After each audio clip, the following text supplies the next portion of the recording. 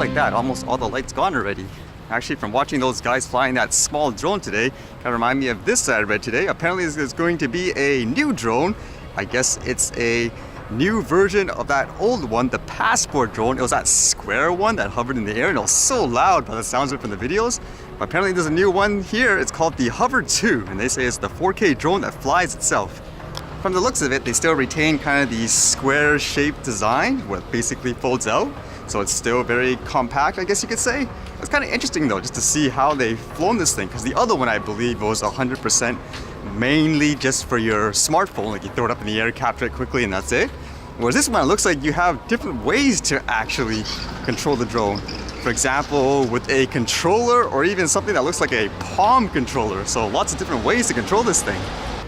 It seems like they're kind of pushing this as a drone that just follows you, kind of like the Skydio drone, because it looks like they have a lot of different obstacle avoidance type of features.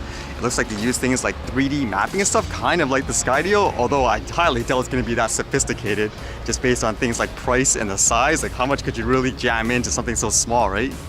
It's kind of interesting seeing that thing on the top. I think they call that the radar. Like it's probably the obstacle avoidance. Like it pops out and it starts rotating like in a circle. Like that's kind of interesting if that's what they're using for the obstacle avoidance. It seems so futuristic with the way it kind of transforms into that. So tech-wise, it sounds like it's definitely a step above. I guess this is going to compete with things like, say, a Mavic Air, I would assume, like within that kind of category, or even things like the Spark. I believe, according to this, it's about $399 in terms of what they're doing with the crowdfunding. That's how they're selling it initially. So with all that said, is it 100% better than their old passport drone? I was looking at one bit where I would say, well, maybe not entirely, because for things like the drones, it's nice to have a great drone, but if you can't fly because of the regulations, what's the point, right? As it says here, the weight is 490 grams, so it would be on that threshold where for a lot of places there would be a lot of restrictions or you have to register it. Whereas with the old drone they had, like the passport one, that was actually one of the things they kind of advertised and promoted, that it was lightweight enough where you wouldn't have to register it. Like here for the old one, they basically said it weighs 242 grams, which is under the 250 gram threshold. And basically it says the hover camera passport weighs in at a mere 242 grams, meaning you don't need to be registered to use it in some regions. So I guess that would be the initial downside to getting the better drone with a better camera and stuff, although you can still probably use it in a lot of places, but it does restrict you.